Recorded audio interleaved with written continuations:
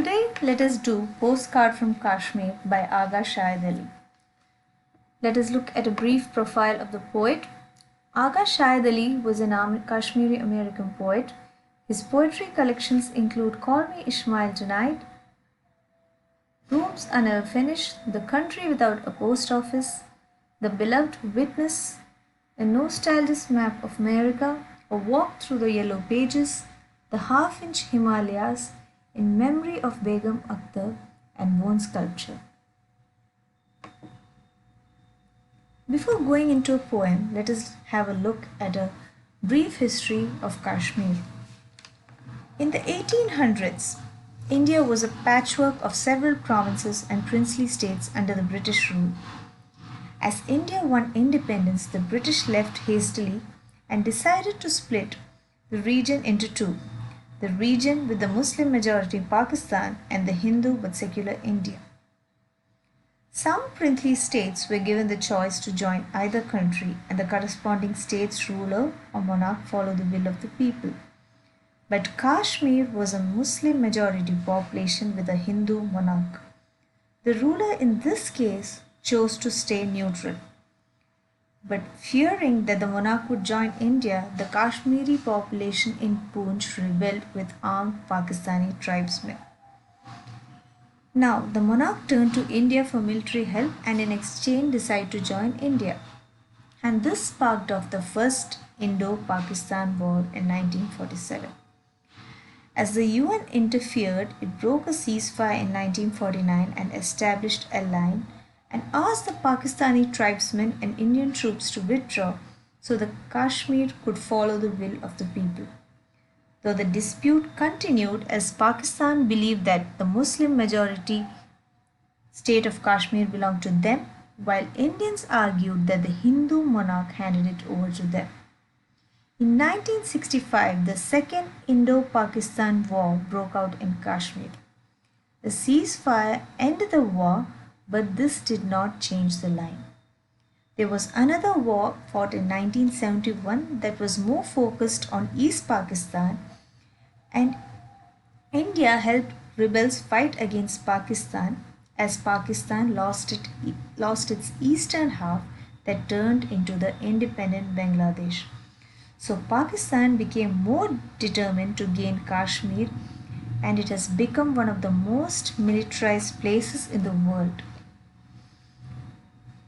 Later on, groups like the Jammu and Kashmir Liberation Front started recruiting Muslim youth to increasingly attack the military, and Pakistan saw an opportunity in insurgency to help and introduce a new kind of militant groups. In 1999, the Kargil War broke out in Kashmir. So you see that this has turned out to be a battleground between two nations and different militant groups. Now coming to the poem, Postcard from Kashmir. Kashmir strings into my mailbox, my home a neat 4 by 6 inches. I always loved neatness. Now I hold the half-inch Himalayas in my hand.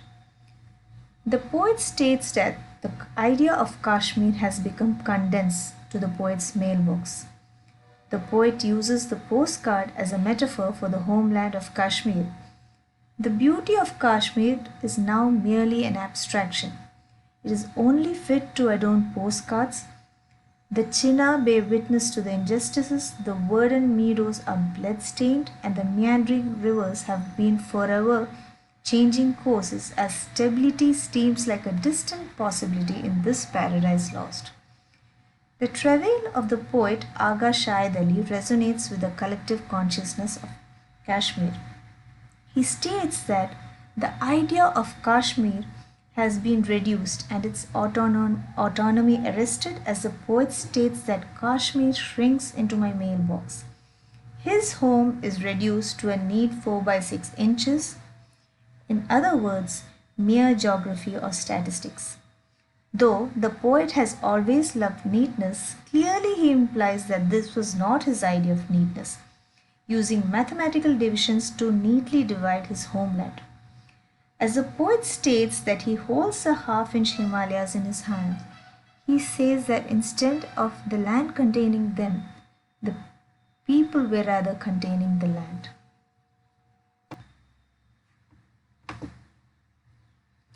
In the second stanza, he states that this is home, and this is the closest I'll ever be to home.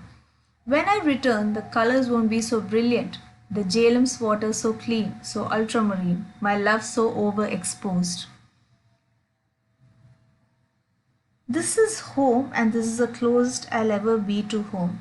The picture perfect beauty is limited to the picture, and when he returns to his homeland, it is not as colorful as it was once conceived. The Jalem's waters have been sullied, and it has witnessed continuous bloodshed and no longer ultramarine. His love is so overexposed it appears as vulnerable as Kashmir. The word ultramarine is here used to refer to the deep blue pigment of the rock of lapis lazuli. And his love is said to be so overexposed that it is as vulnerable as the state of Kashmir. Now, coming to the last lines, he says, and my memory will be a little out of focus in it, a giant negative, black and white, still underdeveloped. The memory is said to be out of focus as there is no positive point to focus upon. It is like a giant negative black and white, and it is not as colorful as it used to be.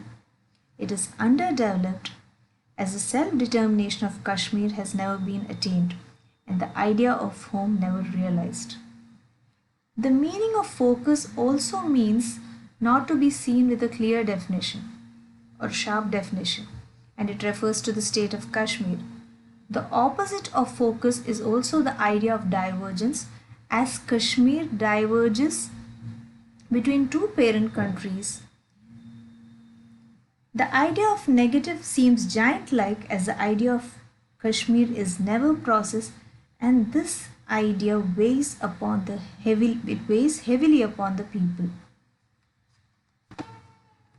Now, interestingly, we can also read this poem on another level. Agha Shahid Ali was a Kashmiri American poet, so he was a diasporic writer writing in a foreign land about his homeland. And some of the features of diasporic writing are nostalgia, reduplication of the homeland through whatever is available at hand. And the first process of reduplication that takes place is the very writing of this poem. This piece of poem itself recreates the concept of home. The postcard is used as a metaphor of the homeland and is used to reduplicate the homeland. Though the poet admits that his homeland is limited to the mailbox, and this picturesque beauty can only be cherished through a postcard. Communication with the loved ones back home is reduced to a neat 4 by 6 inches dimension.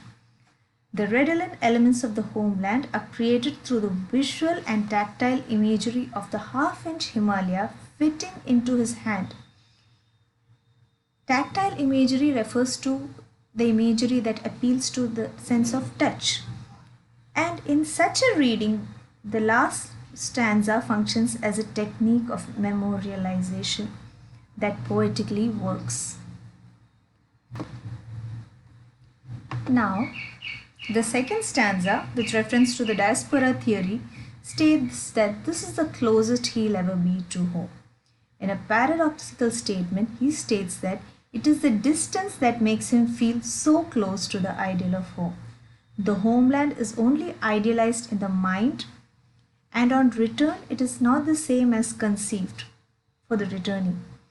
In another paradoxical statement, he states that his love in being so overexposed on return has lost its sanctity. Just like Keats states in his poem Grecian Urn, unheard melodies are sweeter. Now, coming to the last stanza, you can find the technique of memorialization here, and this kind of memorialization, as in diaspora theory, is only partially possible as it is out of focus.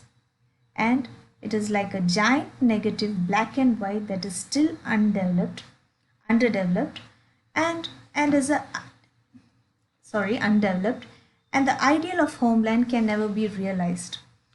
And according to diaspora theory also, the ideal homeland, there is no return, or the ideal homeland can never be realized.